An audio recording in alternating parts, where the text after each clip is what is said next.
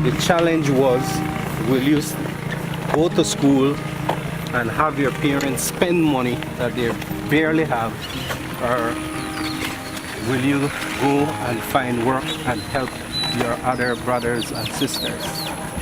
And so most students would rather find work. But that has changed since Pathlight has started sponsoring students. 10 years ago, Pathlight noticed that there were students that qualified to go to high school but didn't have the resources to go to high school. And so they began with just a few students and decided, let's help these kids have a shot and go to high school. But then they noticed that in the village of Armenia, where they started, that there were not that many kids that qualified to go to high school. And so they thought, well, if they start investing in the teachers, then they'd get more kids to qualify to go to high school. Then they noticed that if they could maybe increase the quality of the facilities that they had, that would help the teachers, that would help the students, and that's how we ended up with the 3 areas of Pathlight.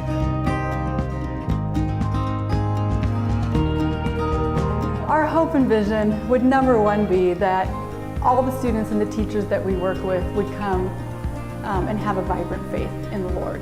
Everything that we do here is surrounded in prayer, and whenever we have the opportunity, we're sharing Christ. So then also that the lives of the people here would be strengthened and would be better, that the young people are able to have the abilities, the talents, the thinking skills that they need in order to kind of break from that cycle of poverty that has been here in Belize. Everyone who helps Pathlight in their work is helping the nation of Belize and the kingdom of God expand into the much needed area of education. And welcome back. Joining us for our second conversation, as mentioned before, are representatives from Rotary Club Belize Sunrise and representatives of Pathlight.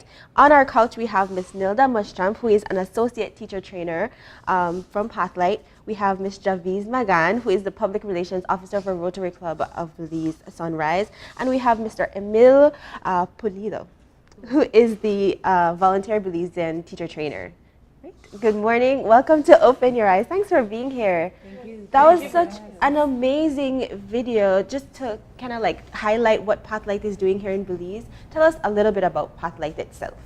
So I guess the video kind of summarizes what we are all about.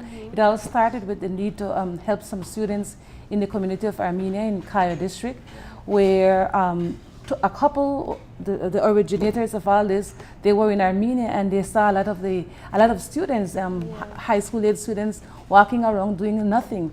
And they were concerned about it, and they met with the villagers and asked, how could we assist you? And one of the main things that the villagers did ask is, we need to send our children to school. We can't afford it. There is no high school in the village. And therefore, they came up with what we call the Sponsorship Plus program. We call it a Sponsorship Plus program because it's more than just giving tuitions. It's more than just giving textbooks. It's we have an office in Belmopan where the students they are finished with their high school time. They go there for an hour and a half, and you do character development. Mm-hmm. We talk about spirituality. They do counseling. If there is a need, if they're not doing well, probably in math and science at the high school, there is a tutor provided for them. So it's a wraparound service that we offer to these students. Okay. Then the second program is the program that we are here for. It's called the Teacher Training Program, where now we have the students to sponsor, but now the grades are not good enough for them to go to high school. Mm-hmm. So the need then to assist teachers in improving those grades, bring the birth of the Teacher Training Program. And so what we do, both Jodi and I, the director and I, we help train the teachers of the schools. We actually have 5 villages in Cayo that are our feeder schools for the scholarship students. Mm-hmm. And so we assist those schools with training, capacity building. We also, upon request, assist other teachers countrywide. We were in Placencia 3 weeks ago, working with teachers from Toledo. We were in Orange Walk, so it's all over. And our third area is called the community partners, where we have teams, volunteer teams from abroad, coming down to assist, we call the feeder schools, in problems such as if they have a leaky roof, if they have whiteboards that need to be installed, anything that comes to with schools and even with community, even a community park they assist. Yeah, definitely. Now, how is the program funded? How do you raise money for the scholarships and the trainings? We ask for grants, we write our proposals, and we have different people who sponsor. We have actually people from abroad who would say, I want to sponsor a child. They have the opportunity. I mentioned the community partners, where the team would come down and then they see what we do and they say, you know what, I want to spread the word when I go back. I want to sponsor a child. I want to donate to the teacher training program. That's phenomenal.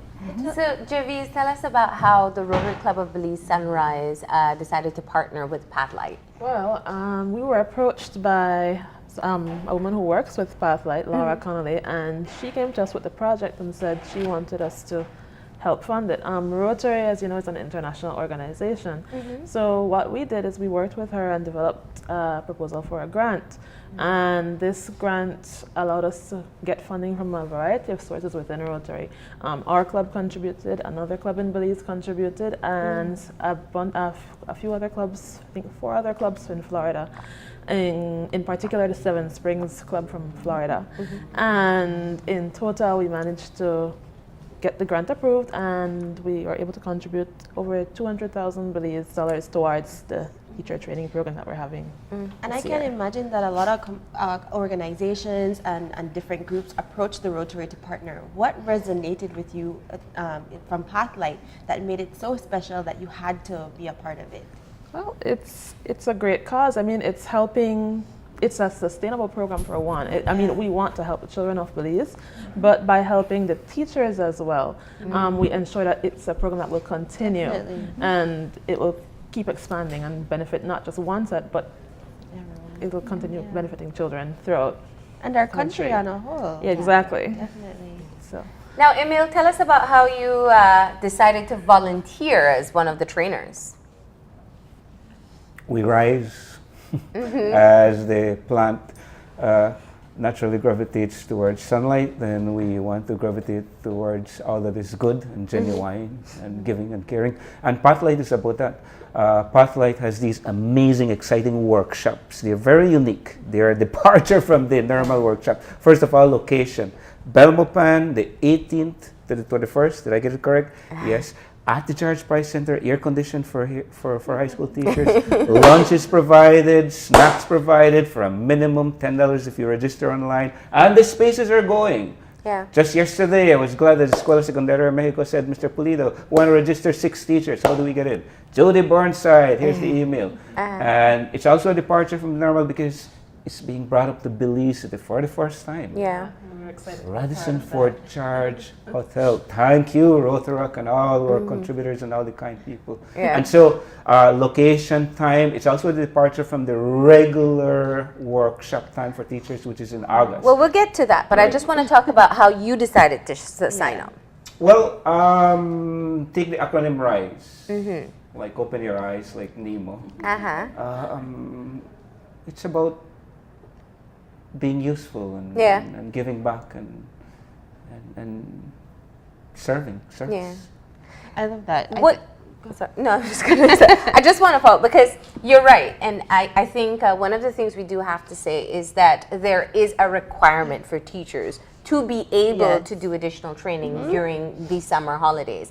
Have you liaised with the Ministry of Education that if a teacher subscribes to Pathlight training course that it will meet the requirements for Ministry of Education? Definitely. We have a strong relationship with the Ministry of Education, perfect. especially with the Board Teacher Education Development Services, who approve workshops, because you have to send in an application and say this is what you are intending to do, and they approve it, and then with their approval, they would give CPD hours, we call them continuous professional development hours. Yeah. So for our 4-day workshop, We're having 4 in Belmopan and 4 days in Belize City. So if you attend 4 days, you are eligible for 16 CPD hours. Okay.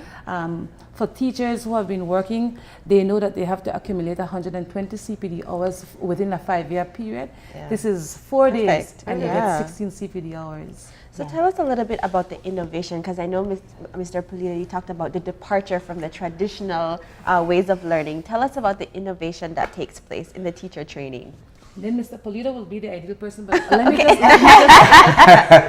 Because he's so mention a few excited. ways. I love that. Definitely. Yeah. Definitely, it's one of the things that we do differently, I guess, is that we make sure that we, apart from giving the theory, we have teachers practice. Yeah. So they need to see. I believe in the one of the quotes that Confucius, the Chinese philosopher before Christ, he mentioned it, that he says, "I listen and I forget.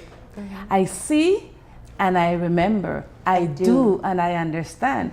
And so we look at that and we make sure that we have the teachers doing for understanding, because we want at the end of the training that they go back and apply whatever they learn. Definitely. And Mr. Pulido, your experience, why is it so different and new and fun? You know, the workshops that we all get, including teachers, including the one we entrust the economy and the future of our country. We all go to these workshops where maybe one person is talking to you most of the time. Yeah. Okay, so a departure from this is that the setup is that they won't have one presenter. They might have over 16 presenters. Wow. Right. There's a morning session where there's a core learning instructional platform called RISE. Okay. It's an acronym for different things: relationship beginnings, instructional, interactive instructional strategies, and so on. And each one of those are you could build a seminar off each letter there. So there's that. And then in the afternoon, what's sweet and beautiful is that they get to choose electives. Maybe I need more classroom management. Ooh, I've done it That's over and cool. over. That's really cool. Maybe I need more technology-oriented. How do I use technology? I'm being challenged here. So from the offering, from this smorgasbord, they can pick. I want to take an hour. So they can choose what they want to. Yeah. Okay. Yes. That's perfect. Yeah. I was going to ask that, because what is the overall scope that you're trying to teach teachers?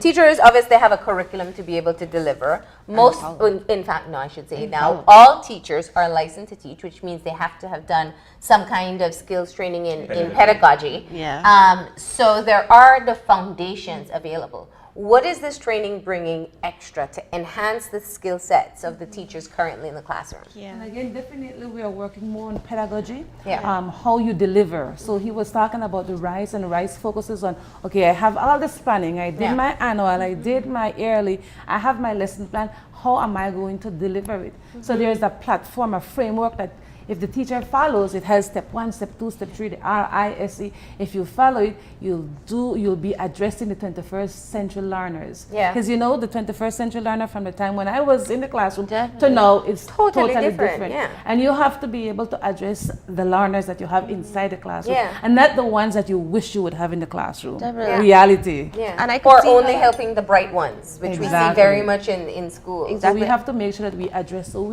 our topics that we have this year, our team is going from good to great teaching, and so it's focusing on delivery. It focuses on classroom management, because it affects delivery. It focuses also on professionalism. What are the things that I need to know about as a teacher in order for me to do an effective job? Yeah. So those are the areas that we are covering. To add to what Mr. Pulido was saying, we have this general information at the beginning. Then we have what we call breakout. This is still happening in the morning, breakouts. And the breakouts for the high school will be based upon subject. Yeah. So I speak to the relationship building beginnings as a main topic in the beginning, and then following that is what we call the breakout. So if you're in high school, you'll do the breakout based upon subjects. So how can I use what was said in my subject area. For primary school, it's going to be based on grade level. How can I use what was mentioned in my standard 1, in my infant 1? That's perfect. And then we'll have the electives where, okay, what is the need? Most of the things that we have heard teachers asking for is classroom management. So you have that choice there for classroom management. Another big issue we have in our country is reading and writing. And so we'll have those addressed as well. What about children with different learning styles and learning requirements? We'll definitely be talking about differentiated learning, Yeah. where we address students with different abilities. Not, as you mentioned, not just the average student, but talking about the gifted and even talking about the ones that need extra help. This might be a little far out of the scope of what Pathlight is doing, but when I think about what Marlene just asked, I think about how within our society we don't have many diagnoses of ADHD or or autism or any kind of learning Or dyslexia or any kind of learning development or anything that affects our learning. So how would teachers address that? Going into the classroom with these new ways to reach students without even knowing what the status of their students are. Or even if they know the diagnosis, they may not know how to work with the students. What's happening in the classrooms with that now? Tell us from your own practical experience. Because this is a broad field. Let's speak about one example. So this year, with the help of Pathlight, we ran a reading diagnostic test of 122 first-year students. Wow. You know, it was amazing. Something right there, and we had hunches that this was the problem. It's not that they can't read, it's that they can't see. So we came down that 5 of them needed to go, there were more than 5, but 5. Of the 5 that we sent for eye tests, all of them needed glasses. Right. So something as basic as needing glasses. And then sometimes there's so many other issues, but with females sometimes because of the vanity, they don't wear the glasses even though they need it. But you can see they need it. So or if they can afford it. That is a huge factor. That is a huge factor. That is a huge factor. So that is just one aspect. There's so many other. There's one other aspect that excites me. We are growing in that area. We are getting better at that. But right now we're helping those who have obvious needs, severely almost handicapped. We seem to have a place for the gifted, the honor students, but then there's the gray area. There's a gray area where they seem to neither be able to fit in maybe this Stella Maris model, nor are they in the even average or advanced. They're in this gray area, and that's one area that we need to grow up in. And to be better to meet their needs. I also want to mention that this year we have a team coming from abroad, and they are going to focus on the speech and language. They are therapists that will address communication. So the way you read, why you're not reading properly, why you're not pronouncing properly. We also had, we are working right now on trying to get special ed also being a part of one of the deliveries that we have there. I love the integration of that because I find that among Belizean children, they're very shy, and a lot of times their speech is affected by that because they don't have that confidence for whatever reason. And I think that's an important part. I think teachers need to be able to empower their students, not just teach them, but empower them to be confident in who they are and their potential. So that's amazing. We have to also be cognizant that our children across north to south, east to west, English is not the first language. Definitely. We have to be cognizant that they are learners of English. Sometimes it's not even a second language. I agree. And so we have to address that in the classroom to help them gain the confidence that you talk about. Definitely. So you're doing the conferences based on the schools that you're working with. So we have a primary school cohort and you have a high school cohort. Am I right? And then remember I mentioned that we get requests all over the country because we have 5 specifics that we work in Belmopan that we work with, but we have additionals. Actually, we are leaving here and we are going straight to a training in Belmopan, not from the 5 schools, but a different school there. So we work with teachers across the board, preschool, primary, and secondary. As I mentioned, north, south, east, and west. So let's talk about how this partnership benefits the teachers. Is there a cost associated for teachers who sign up? And how are you going to be able to help to improve the experience of students in the classroom with this teacher training? So so we have it on a slide there. The for the first time we are having it in Belize district. Yeah. Okay. For the first time. For 9 years it has been solely in the Cayo district. So we have now, if you look at what we have on the slide there, we have on the 18th to the 21st of July, which is a Tuesday to Friday, we are having it for the Belmopan teachers. And even though I say Belmopan teachers, if you're in PG and you want to come, You choose the location. You can do it in Belmopan or Definitely, Belize. you have the choice for Belmopan or Belize. So for Belmopan, we are having it at the conference center, known once as the convention center. Okay. So we are having the primary school training at the center, and we are having the high school one at the George Price Center. Okay. So 2 different locations in Okay. Belmopan. Concurrently. When we come the following week, which is the 25th to the 28th, is in Belize City, and the location there is Radisson Fort George. It's so big that we can host both primary, which will be a different location than the secondary. So both of them will be at the Radisson Fort George. And you know what? It's a 4-day training. We mentioned earlier, it's get CPD hours. $10 registration. For the You 4 need- hours. For the 4 For the 4 days, sorry. Includes lunch, includes snacks, includes giveaways. Wow. Yeah. And most importantly, new skills to help you in the classroom. Definitely. What we are doing, though, they need to go and register. There is the Website link. information Website, for yeah. registering. If they do it before the 1st of July, which is about a couple days away, Sunday. they pay $10. If they do it thereafter, it's $15. Oh wow. So you know what? Such a steal. It's really a deal, right? Yeah. It's a Pathlight steal Coach deal. teacher. We love Pathlight back. Now, is there a limit as to how many teachers can sign up? Yes, we have, as we mentioned, the areas that we are having the training. So we are looking at approximately 150 teachers in each location, primary and for secondary.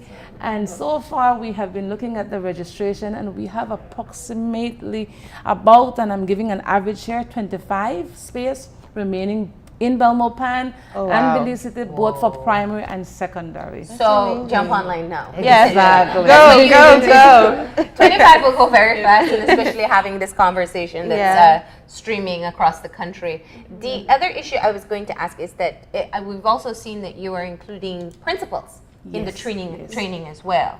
There is definitely a breakout session where we're going to focus on administration. So we actually have some trainers, Belizean trainers, who are working at the high school that will be addressing the team of administrators, both in the primary and secondary. We also have people coming from abroad that will be addressing administration. So anything that, I know one of the topics we have that I read about is school improvement planning for high school. And so that is going to be addressed there as well. Definitely.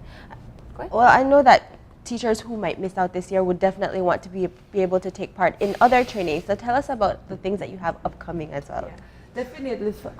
One of the things that we do, we have a brochure, unfortunately we don't have it here today, that we go around offering to teachers around the country, speaking to the availability of us doing training for them in any subject area that is related to teaching. We have a list of suggestions, but if a topic is not there, they can always come to us and say, you know what, how about differentiated learning?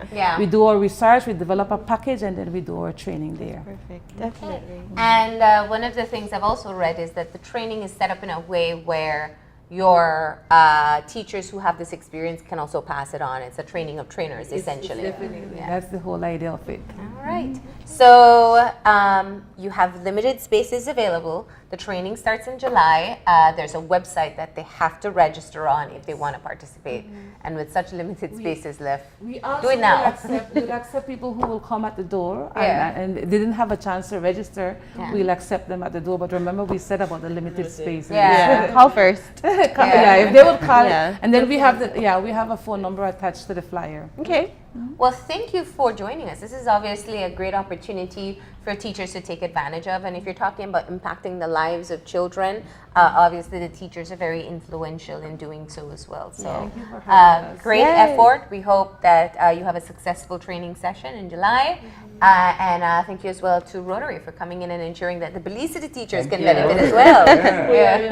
I also want to take a moment here to thank the U.S. Embassy, because we have a grant from CARSI that we started 2 years ago that focused on Belmopan High School. Okay. So the conference that focused on the high school, the training for Belmopan High School teachers is a grant from CARSI. So we also want to mention them and thank them for that opportunity. All right. Thank you for stopping in and letting us know about this. Thank you. All right.